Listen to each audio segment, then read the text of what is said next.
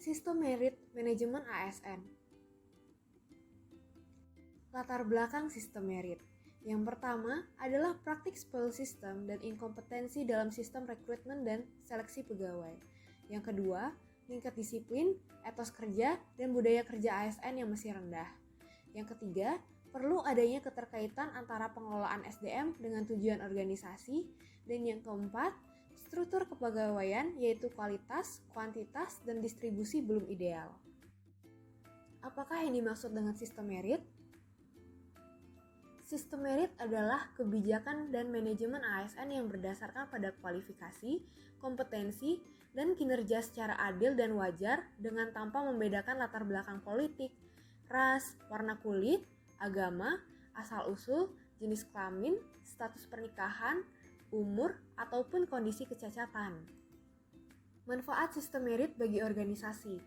Yang pertama, instansi pemerintah mendapatkan pegawai yang tepat dan berintegritas untuk mencapai visi dan misinya.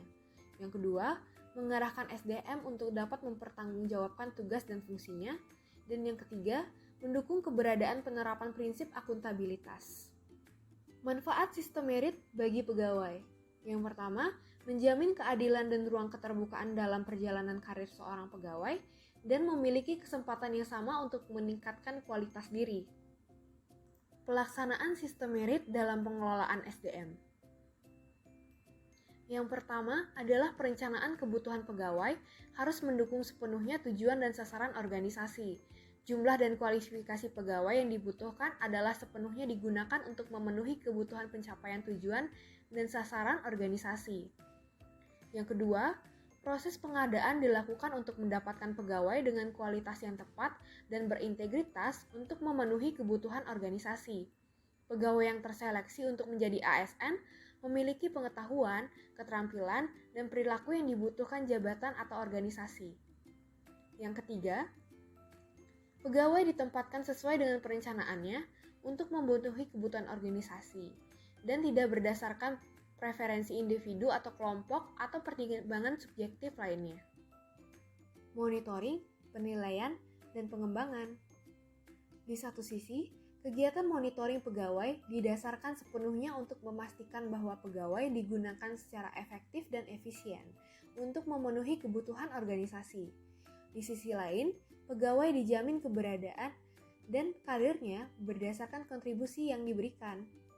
Jaminan merit system dalam monitoring dan penilaian antara lain dapat diwujudkan dengan: yang pertama, pangkat dan jabatan dalam ASN diberikan berdasarkan kompetensi, kualifikasi, dan persyaratan jabatan. Yang kedua, pengembangan karir ASN dilakukan berdasarkan kualifikasi, kompetensi, penilaian kinerja yang mencerminkan kebutuhan instansi masing-masing. Yang ketiga, mutasi pegawai dilakukan dengan pertimbangan kualifikasi, kompetensi, dan kebutuhan instansi. Dan yang keempat, penilaian kinerja dilakukan dengan dasar kinerja sesungguhnya dari seorang pegawai.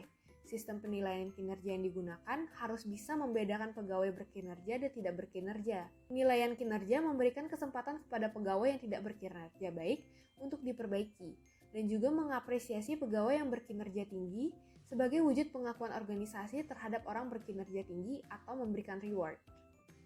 Kelembagaan dan jaminan sistem merit dalam pengelolaan ASN. Undang-Undang ASN menyediakan aturan kelembagaan untuk menjamin keberadaan sistem merit dalam pengelolaan ASN. Lembaga-lembaga tersebut ialah Kementerian Pendayagunaan Aparatur Negara dan Reformasi Birokrasi atau yang biasa disebut Kemenpan dan RB, yang bertugas memberikan pertimbangan kepada Presiden dalam penindakan pejabat yang berwenang dan pejabat pembina kepegawaian atas penyimpangan sistem merit dalam pengelolaan ASN. Yang kedua adalah Komisi Aparatur Sipil Negara atau KASN, yang diberikan kewenangan untuk melakukan monitoring dan evaluasi pelaksanaan kebijakan dan manajemen ASN untuk menjamin perwujudan atau pelaksanaan sistem merit ini pada instansi pemerintah.